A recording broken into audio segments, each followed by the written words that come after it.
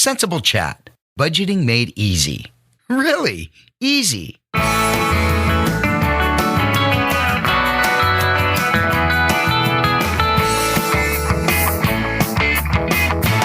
Welcome to Sensible Chat with your host, Sensible Bobby, the show that's all about budgeting, smart spending, and saving. On this episode, Sensible Bobby's going to delve into some ideas about managing your side hustle money. Then, during Sensible University, she's going to talk to Tom Antion, host of the Screw the Commute podcast, who's going to share some great ideas to get you out of the 9-to-5 rut by creating multiple income streams, tips to live within your means, and so much more. But first, here's the boss of budgeting, the maven of money. It's Sensible Bobby. Thanks, Scott. And I am proud to be the certified budgeting geek. Thanks, everybody, for joining us today for this episode of Sensible Chat. Now, of course, we usually talk budgeting on this podcast, but sometimes even when you're making the most of the money you have, it's just not enough. Either because you're not making enough to cover all of your expenses, or because you just want to hit your financial goals faster. That's when increasing your income comes into play. You can do this through side hustles, a raise, overtime, starting your own business, or creating multiple income streams. And of course, we're going to talk a lot more about that with Tom Antion in just a few minutes. But however you decide to increase your income, I want you to think carefully about why you're doing it and create a plan for the money. If you don't, it's very easy to fall into the trap of working yourself to death, but not having anything to show for it. Lifestyle creep strikes again. Picture it. You've just put in a 12-hour day and you're too tired to cook, so you pick up dinner on the way home. Before you started earning more money, this wasn't in the budget, but you've got more to spare now, so why not? Little things become big things, and they add up fast. Pretty soon you're working twice as much, but there's still not enough money. Remember, when you're working, you're trading time for money. Time you could be spending with your family, friends, or just doing the things you love. Enjoying life. So if you're going to take time away from those things for the sake of money, be sure you have a specific plan for how to use that money. For me, focusing on one goal at a time works best, whether that's paying off a credit card, building your emergency fund, saving for a car, whatever. You'll reach your goal faster and stress less in the process if you focus on one at a time. Now you may be thinking, great, I'll throw all the additional money toward my current goal. Do a little math and you've got a date for hitting that goal, right? But wait, you still need to consider additional expenses that could arise from the extra work before you take it on, because you might find out that you're actually losing money or not making anywhere near what you expected. So here are some questions to ask yourself. Number 1, will I be driving more? If you will, this is going to mean additional gas, extra wear and tear on the car, and maybe more frequent maintenance. Your auto insurance premium could also go up. Number 2, will I need new clothes, shoes, supplies, accessories, licenses, equipment, subscriptions, or anything else that could be a one-time or ongoing expense? Number 3, will I have to pay for childcare? These are just a few things to consider before making your final decision. And if you're starting your own business, you could have many other costs to think about. If you do decide that increasing your income will be beneficial, start thinking about your plan for that money. The first thing you need to do is figure out how much you'll have after accounting for the additional expenses and, of course, taxes. Now remember, if you're working for yourself, you're responsible for your own taxes. In order to avoid a big bill you can't pay on April 15th, you might want to figure out your tax bracket and save a percentage of everything you make. This way, when tax time rolls around, you can just write the check. No stress. The cool thing about doing this is that typically you're going to save too much. If you're in a 15% tax bracket and saving 15% of everything you make, you may not owe the entire amount because of credits, deductions, and write-offs.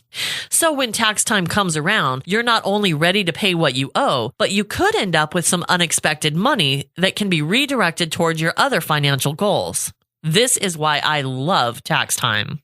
Now, with the taxes accounted for, we can move on to the reason you want or need to increase your income. If you're using the additional income to cover basic expenses, figure out how much you need for that. If there's anything left over, think about your next goal. If you can cover your next goal completely and still have money left, go on to goal number 3, and so on, until every penny of your additional income is accounted for, even if one of those goals is a little extra spending money. See, what you do with the additional income is completely up to you, and it should match your lifestyle goals. You just want to make sure that you're being deliberate about it, not just spending without thinking and regretting it later. The biggest reason to be deliberate about how you spend this money is that if you're taking on a side hustle in addition to a full-time job, there's a good chance you could burn out in a short period of time. Many people do, because you're giving up a lot of what used to be your free time.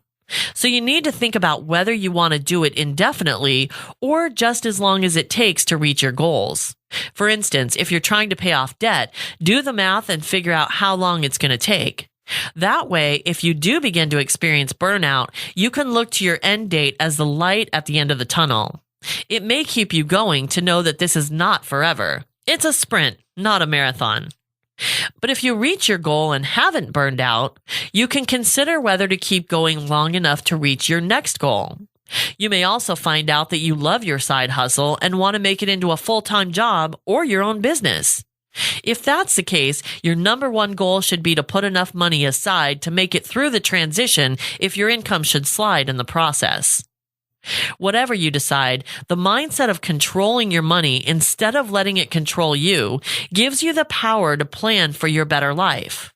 If you know what you want and you know what you currently have to work with, simple math will tell you how to get there financially. And once you have a handle on that, it's much easier to make a realistic plan and follow through with it. That's budgeting. And if you're doing work that creates multiple income streams, you could eventually find yourself working less on a certain project, but still getting paid for it. But I'm going to let our guest tell you more about that. Okay, class. Sensible University is now in session. Today's guest professor is Tom Antion, host of the Screw the Commute podcast.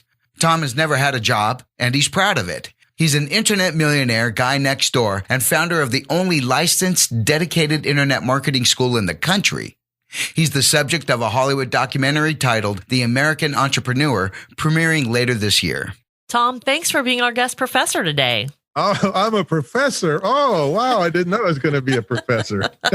I got to tell you, I love the name of your podcast, Screw the Commute. Why did you pick that name?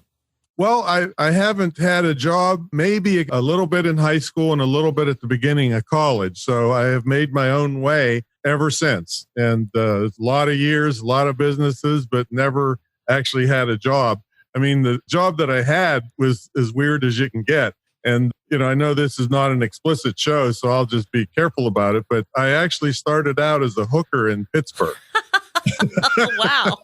Yeah. So I got a job in the summer at U.S. Steel Works, Homestead Works, where they had these big overhead cranes, and you had one guy's on the end of a beam and the other's on the end of a beam, and you had to hook the crane on. Oh. And so the job was called a hooker. But I started out as a hooker in Pittsburgh. Nice. Gotta love that. I guess that would drive anybody to work for themselves, right? Yeah, if they saw me, I don't think they'd pay a lot for me, that's for sure. I was listening to one of your episodes, and you were talking about creating multiple income streams and how that can work as an insurance policy. What do you mean by that? Well, a year ago, I was in a hunting accident, and it would have been a great story had I gotten shot, but I didn't. I just Thank God. fell on a log and I perforated my intestines, and they're dragging me out of the woods in a blizzard, 13 inches of snow, and I'm screaming like a baby. And the worst part about it, though, absolute worst part, was that I swear I could hear a bunch of deer laughing as they were dragging me out of the woods. Nice.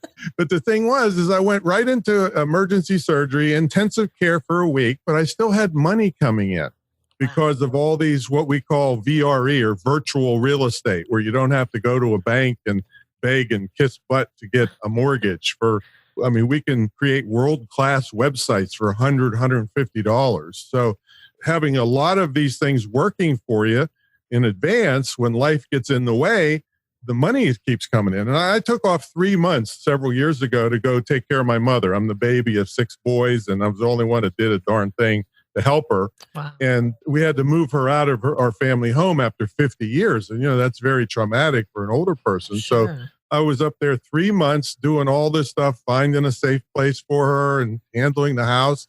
And I came back and, we had, a January 190,000, a February 140,000. So most of my friends said, hey, if we'd have taken off 3 months, we'd have been bankrupt Sure. and lost our house. So this is what I call an insurance policy. When life gets in the way, if you build these online entities at high profit, I might add, the digital revolution is really treating us well, because the things that I sell and that a lot of people sell are 97% profit.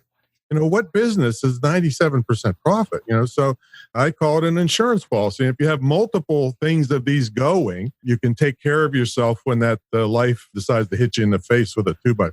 And it will hit all of us at one time or another in some That's way. for sure. Oh, Myself wow. included, multiple times. Yeah, such a great peace of mind. And this is the same idea as passive income, right? Yeah, it's somewhat passive, but I don't really love that term because it appears that there's no work involved. And I'm not a big fan of the movie The Secret and, just telling people, and I've heard you talk about, someone quoted, a goal is a dream with action to it, right? Right. So I don't really like that term. It does work for me, but I want people to know they have to work. And this is one thing I open many of my speeches with: work, get paid forever. But you can't leave that first work out, Right. or you're just a dreamer. So building these things, it's a lot of the web people keep it, it's so difficult. You have to pay us tens of thousands of dollars to figure it out. Well, yeah, there's a lot to learn about it, but the more you can learn, literally you can create world-class websites for $150. And that's not any kind of BS hocus pocus. It's just knowing what to do. And it's basically a WordPress website with $100 to $150 theme on it. That's kind of like the paint job on a car. What does it look like? Right. And responsive means it looks good on cell phones. If you can put that together, oh my goodness, you can open up the world for yourself. And one of the things I teach is how to make your hobbies tax deductible. If you want to hear about that, I'll be glad to. Yeah, I think a lot of us would love that. Yeah. Well, yeah, because most people, their family interest and their children's soccer and all of these things, they pay through the nose and get no tax deduction for it. So if you put up a website about that topic, let's say you have your kids are in soccer and you got all the equipment and the travel to the things and sitting there for 3 hours while they kick the ball around, and you got all these things that are taking time and expense. And of course you're going to do it for your kids, right? Sure. But if you put up an inexpensive website and you blog about your experience a little bit, and you don't even have to create a product. There's a thing called affiliate products where someone else has created products about soccer, and you put them on your website. And if somebody buys one, you get a commission. Well, by US standards, you're in business, right? Right. And so there's many things you can take off, and you have your kids tell about what they like and what they don't like about soccer and use them as models, and the travel expenses and all these things are legitimately tax deductible. And I'm not a CPA or an attorney. I haven't played one on TV, but the thing is, I've had hundreds of them in my program over 20 some years. And they all say, absolutely, this is the best country in the world to be in business, because everything I just said is totally legitimate. But people just say, oh, well, I got to pay my taxes and I hope to get a little return, but it doesn't have to be that way. So these things seem so easy, but like the affiliate marketing thing that you were talking about, yeah, you can put a website up and, even set up your own affiliates there and everything, enter those programs. But the bottom line is going to be that you need to drive traffic to your website. Otherwise, nobody's ever going to buy from that, right? Absolutely. And that's just a little different learning curve. But one of the best bargains on the face of the earth is YouTube.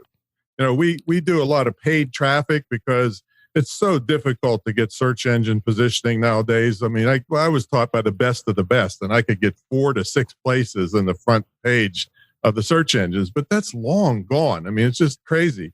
So paid traffic is the way to go. But one of the best bargains on earth, and I know everybody has seen this, there's not a person listening to this that hasn't seen this. The ads on YouTube where you can click skip? Yeah. Those are called true view ads. And that means that if somebody clicks the skip button before 30 seconds, you don't pay anything for that Wow. ad. So you get a lot of branding, and repetition is important for sales. Sure. But the thing is there's many times I can get 4-cent views out of it. And that's one of the best bargains anywhere there is on the internet for paid traffic. And, that's the second or third biggest search engine in the world. So yes, you can learn how to drive traffic very inexpensively, and that takes care of your traffic problem. And that's just one way out of many different ways you can drive traffic, but it doesn't have to be so crazy that you have to mortgage your house. And I think you have a program that teaches all this kind of stuff. Is that right? Absolutely. I've been, I never planned on being any Mr. Hotshot internet guru, but I mean, I've been on the commercial internet selling since 1994 when there was the commercial internet. And I got really good at it. Part of what I like to pass on to people when I do these interviews is when you strive for excellence in whatever you do, people notice and they ask you to help them. And so people were bugging me so much to help them, I couldn't get my own work done. So I created a program where I could help them, and it just went crazy. And I came from a comic background, so I don't do anything like everybody else does. So people were saying, "Oh, Tom, have a boot camp." And I said, I can't. Everybody does boot camps. And I thought, I'm sitting here on my rear end making all this money in front of the computer. I'll call it butt camp. And, and it caught on, and I've done them in 11 countries around the world. It's one of the top 3 longest ever internet seminars. Only in England, they made me call it bum camp instead of butt camp. Of course. So people started begging me, and then I'm sitting right now in the only facility of its kind in the world, a great internet marketing retreat center in Virginia Beach, where people actually come in from all over the world and stay in the house with me for an immersion weekend. And we have a year-long mentor program, and I also have the only licensed dedicated internet marketing school in the country in Virginia Beach. And it's a distance learning school, so people from around the world can study there too. Very cool. How exciting. Yeah. And do you have a website where people can get information about that? Oh, I got all kinds. Yeah, the best thing is to go to screwthecommute.com and get on my podcast, and it leads you to everything I got. Sure. And every Monday I do an in-depth training session on something that's made me or saved me a ton of money. And on Wednesdays and Fridays, hey, maybe I'll get you on there one of these days. Oh, that'd be great. Because we do great entrepreneurs on Wednesdays and Fridays. And then we have a youth program for anybody up to maybe early 20s where we highlight a youth that's doing some great entrepreneurial thing. So that'll lead you to every kind of thing I got. That's awesome. So great to start early. And that leads right into the next question that I wanted to ask you, because there's so many people who feel stuck in their jobs, right? And they'd love to work for themselves. But, it's a big gamble to leave that consistent paycheck. And I know this is kind of a subjective question, answer, whatever, but what do you see as the middle ground between taking a calculated risk and just kind of throwing caution to the wind in a way that could completely put you in dire straits? Yeah. Oh, and I never promote anything like that. So, and this isn't a subjective thing to me. This is a very, very specific thing where my goal when I work with somebody, listen to this, Bobby, is to make it too expensive for them to go to work anymore. Wow. I love that. Because you can start these things on the side, the latest buzzword is side hustle. Sure. But I mean, for almost nothing, you can start these entities on the side, nurture them in your spare time, and get them profitable, and then do it again. Rinse and repeat. And you can do it on multiple topics. Like I said, you could do it for your kids, for their soccer. You could do it for golf if you like golf and have to justify to your spouse why you just bought a $400 driver. Right. So then when you get enough of these going where you're sitting there thinking, oh my goodness, if I go to work today, I mean, I could be building another website. I could be making another product. I could be getting an affiliate relationship. When you start thinking like that you're wasting your time going to work because all these other things are making money, there's your decision right there. It's not any hard thing, and it's not risky because, like I said, you got multiple things going. So if one of them fails, and I've gone through a massive failure I had a nightclub where I lost $400,000. Yeah. So just from one legislative swipe of the pen, raised the drinking age from 18 to 21. That'll do it. But that's all I had at the time. So I learned a hard lesson there. But with these internet entities, you can have these virtual real estate things and all kinds of topics going all over the place as a side hustle. And then when it gets too expensive to go to work, That's your last day. Wow. That's amazing. And what an amazing story. Yeah, I guess that would be a real big decision maker. If you just had the nightclub that was going gangbusters, I assume, before that, and then you lose all this money and you've got nothing. And certainly you never want to feel that again. And that was a nasty, rotten business, too. I mean, I was in gunfights and knife fights, bikers trying to kill me. Wow. So I was actually lucky that I got put out of business rather than carried out of the body bag or something. And and that's another lesson is some of the lowest points of your life are the impetus for some of the greatest things you'll ever do. I told you I came from a comic background. When I got knocked out of the nightclub business and I got injured, some partner had canceled our health insurance, didn't tell me. In 1986 to 88, I was sleeping on the floor of a vacant house, torn Achilles tendon, no health insurance, surrounded myself with humor books to try to keep my spirits up. And I'm watching Candid Camera on television on a black and white TV. You're probably not even old enough to have heard of one, let alone seen one. No, I've seen one. Thank you. And I'm watching Candid Camera and I got the idea for a practical joke company. Us entrepreneurs will do anything to get out of working for them. Right. So I thought, whatever I do next, I'm going to have fun myself and the people are going to have fun, not the misery of the drunks at the bar and the bikers trying to kill you. So I went to Washington, D.C. and starved to death for 6 months, eating chicken dogs and doing whatever I could to get this practical joke business off the ground. But anyway, that idea came from the lowest point of my life. I was Mr. Big Shot around the whole state, and then I'm a nobody laying on the floor of a vacant house. All right. So by keeping your spirits up and keeping humor in your life and around you, it will allow your mind to work and bring in things that can change your life. So anyway, I was 6 months there starving to death. And I was doing these crazy acts like Over the Hill Preacher, where I go in if you're 30 or 40 and do a sermon, and it was crazy stuff. And the Washington Times did a feature article on it. I started getting a lot of calls. Then the Washington Post picked it up. Got a lot of calls. And then Associated Press picked it up. And I was doing radio and TV all around the world of this crazy business. I had 35 characters working for me. I was making $100,000 a year in the early 80s. Just writing humor and just doing fun stuff. And that eventually led me into the speaking business, into the internet business. And again, anything to avoid working for a living. That's my motto. Indeed. Well, it sounds like it's worked very well for you. And actually, in the midst of all the turmoil that you were going through after you lost the nightclub, I read that you were at a point where you lost everything. And instead of filing for bankruptcy, you chose to pay off all of your creditors. What compelled you to make that decision? Well, I had a very solid upbringing. My dad came from Syria on a cattle boat in the early 1900s. In fact, they're making a documentary about my life and my dad's life and him coming and being an entrepreneur and making me into an entrepreneur. But it was drummed into us that you treated people right. Those people that fronted me money and fronted me beer and pizza supplies and all this stuff that I had to have, it wasn't their fault that, something happened to me. And I couldn't walk away and screw over all those people. And so I went to all of them immediately. You don't wait till people are chasing you around and then try to make deals. It's just terrible. So I went to them instantly. And I said, look, this is what happened to me. You guys know me for years. If you give me a chance, I'll pay off everything I owe you. I'm not taking any more credit from you or anything. And every single one of them said yes. And I winterized the business. I went to the bank to give the keys back after cleaning the place perfectly.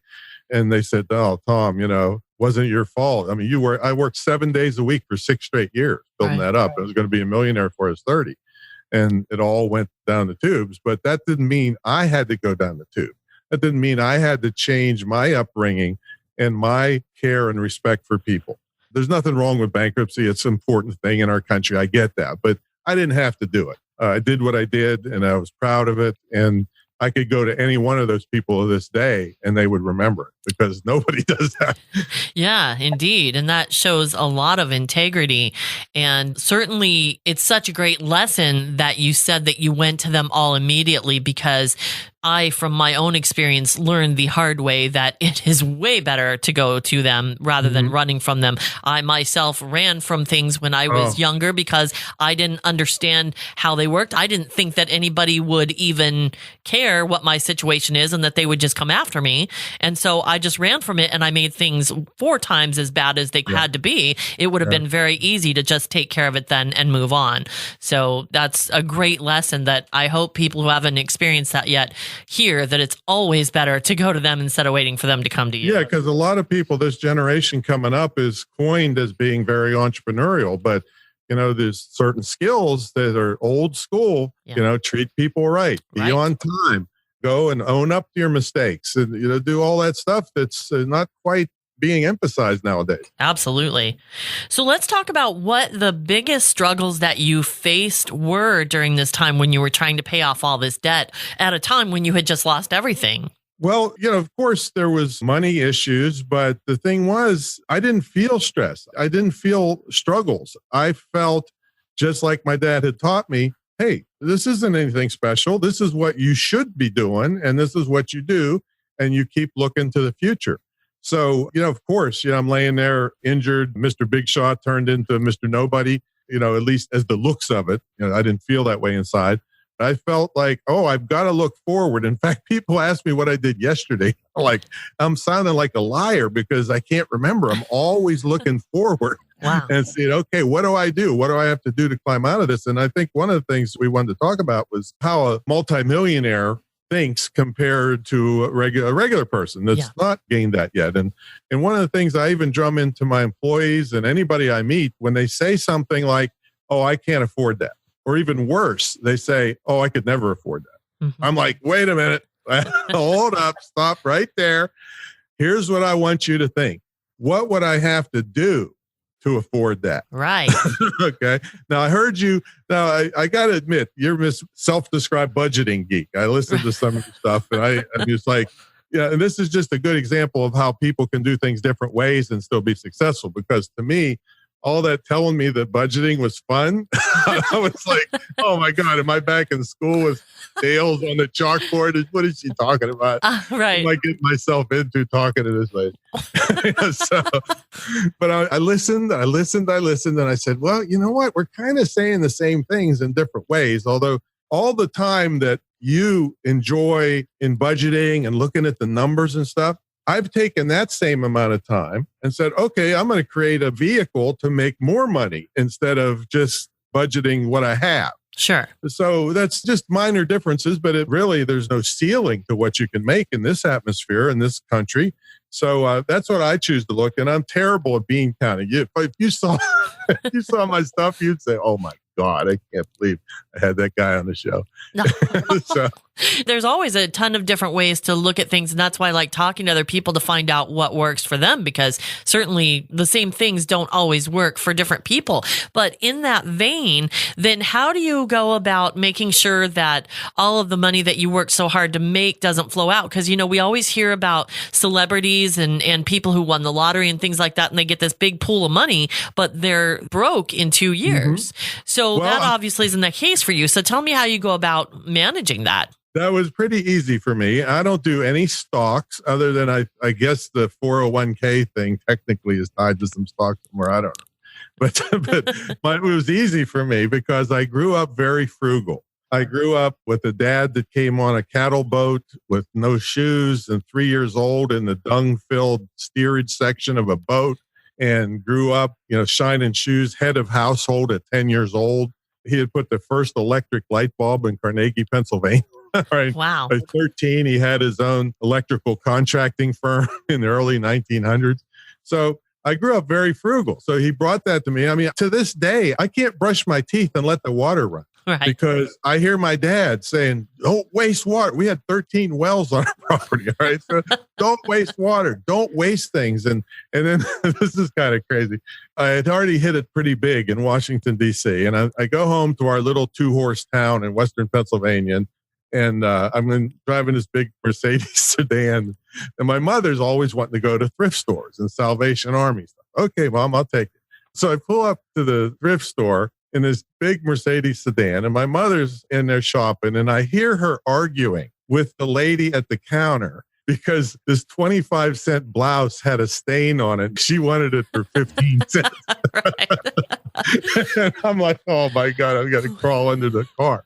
So that's what I grew up with, is frugal. Now, I'm not cheap by any means, but I don't waste things. For instance, the other day, I have 30 dogs here right at this moment, by the way. We have a protection dog company, and my trainers are staying with me till they get their house finished, and they've raised Pomeranians and Chihuahuas. So it's 30 dogs here. But so I saw this crate for the dogs, and it was $147 on Amazon. But I found it on one of these buying apps. Like I use OfferUp, and I use Let Go, and I use Facebook Marketplace. And I found one for $40. And so the trainer's saying, just buy it on Amazon. You don't want to drive over there and, for $100, they'll stick it right to your door. And I'm thinking, $107 I'm going to save just to drive 15 minutes and pick this up. And we had a flea market. I love bargains and deals. And so I went and got it for $40. So this is the way I kind of live. I mean, I got this fantastic house and everything, but that's more of an investment kind of thing. Sure. But I don't blow money on things. So I don't necessarily do any kind of budget, because when you're working at 97% gross profit in our digital age here, you can make a lot of mistakes and still get by. Now, I'm not telling people not to do what you tell them, all right? I'm just saying this is the way I've kind of lived my life. No. But be frugal on one hand and sell high profit stuff on the other, and you can make a lot of mess ups and still come out good. That's a fantastic mix, because the whole thing about budgeting in my eyes is just it's a different mindset, right? So a big part of it is that whole frugal mindset. And if you're already in the mindset that you don't spend above what you earn, and the quality of what you need, and you know how to make sure that you have enough for later on, like you said, the multiple income streams and things like that, then, hey, you don't have to watch every penny and everything like that. And everybody's situation is different, but it really goes back to the mindset. And I think that, again, that's a big difference between a millionaire mindset and a poor person's mindset, or even somebody who's just always struggling with money. And that is kind of a quality versus, because people think of frugal as being cheap, and that's not really the case. I mean, you just said, even as a multimillionaire, you're willing to save that $100 and drive 15 minutes rather than just saying, oh, I've got all the money in the world, I'll just go on Amazon and make it easy, right? Right. I mean, I have one of my vehicles is a 2002 Dodge Ram pickup truck. And everybody's saying, why don't you get rid of that, get a new one? Why? Right. It's got 30,000 miles on it, and it's old, but I take care of it. And my dad also taught me, take care of your stuff. So it's perfect condition, 2002. I don't care. So I got other vehicles that I haul the dogs around in and stuff. But, getting caught up with the Joneses stuff will kill a lot of people too, where, I stay away from the Joneses. And that's why you're a millionaire.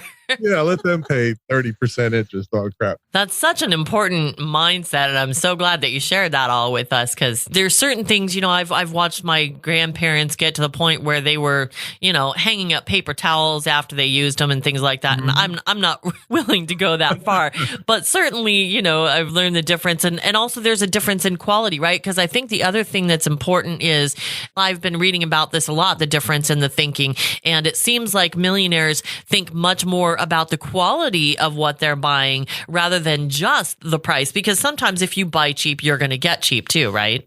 Yeah, you'll spend way more in the long run if you buy junk, that's for sure. But everything that you buy doesn't need to be super high quality. Like the pee pads we buy for the dogs. Right.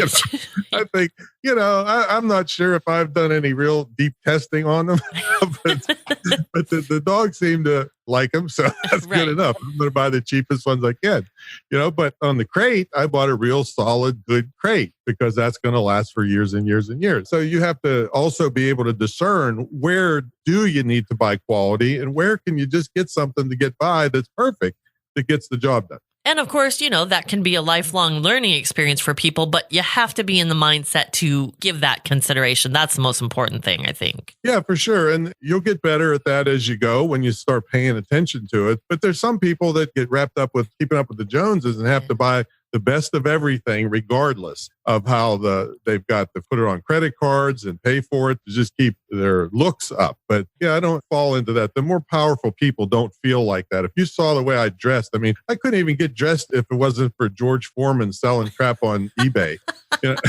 because he has that stretch waistband. I thought that's perfect. That'll last me for 3 or 4 binges and diets. Right. Well, wow. Thanks so much great information that you've given us. Is there anything else you'd like to share before we wrap up? Well, I didn't even get warmed up yet, but yeah, I mean, really think about making your hobbies tax deductible. Learn the basics of having an online business legitimately. And there's so many scams out there. That's why I developed this show called Scam Brigade out in Hollywood. It's still in development to go after the bad people in the world. But there's legitimate stuff. I mean, people will say, well, it's all scams. Well, you just bought something online and got it. So it's not all scams, but right. You do have to discern what is and what isn't. Get good training. And it doesn't have to cost a lot to make this insurance policy for your family. It's a lot of fun. You can get your kids involved. I mean, I saw this cartoon once where this kid's talking to his dad and he says, hey, if you raise my allowance, I'll give you unlimited in-house tech support. Wow. I love that. So it's something you can get your kids involved, teach them entrepreneurship. I mean, there's no 30-year gold watches anymore. These kids are coming into a whole different world. Right. And so they need to learn how to be able to make their own way, give value, and get rewarded for it. So get involved in some type of online business and you'll have plenty of sensible stuff to bean count like you do. Tom, thank you so much. That's really great information. And if people want to get more, certainly they can go to screwthecommute.com, find out all about you and all the different things you're doing, and listen to the podcast, of course. Yeah, and I need to find out where to get a cheap producer like you got. How do you do that? Very well. Do I have to get married to somebody to do it? Oh, okay. My husband is a great producer, let me tell you. Tom, thanks again so much for joining us today. Thanks for having me on. Thank you to our guest professor, Tom Antion, host of the Screw the Commute podcast. You can learn more about his internet marketing school, the new documentary, The American Entrepreneur, and his podcast at screwthecommute.com. Great info from Tom Antion. And I've got to tell you, on top of everything I learned from him in this interview, I've learned a ton more listening to his Screw the Commute podcast. Definitely worth checking out. And I must shamelessly plug episode 137 of his podcast because I'm his guest. It's my first time being on the other side of the mic as the guest, and he made it lots of fun. So I hope you'll give a listen. You can go to screwthecommute.com, and there's also a link on our new media page at sensiblechat.com. Also, if you haven't done so already, check out the new coaching page on the website. My structure is in place, and I'm looking for beta clients. If you're interested, check it out at sensiblechat.com/coaching. Thanks for joining me on this episode of Sensible Chat. If you haven't done so already, like the Sensible Chat page on Facebook. And if you're enjoying this podcast, I hope you'll take a minute to leave a rating and review on iTunes. Until next time, keep spending and saving the sensible way. That wraps up another episode of Sensible Chat with your host, Sensible Bobby. If you need help with your budget or want to share your thoughts, reach out to her through the contact page at sensiblechat.com. While you're there, subscribe to the podcast on iTunes, Spotify, or Google Play.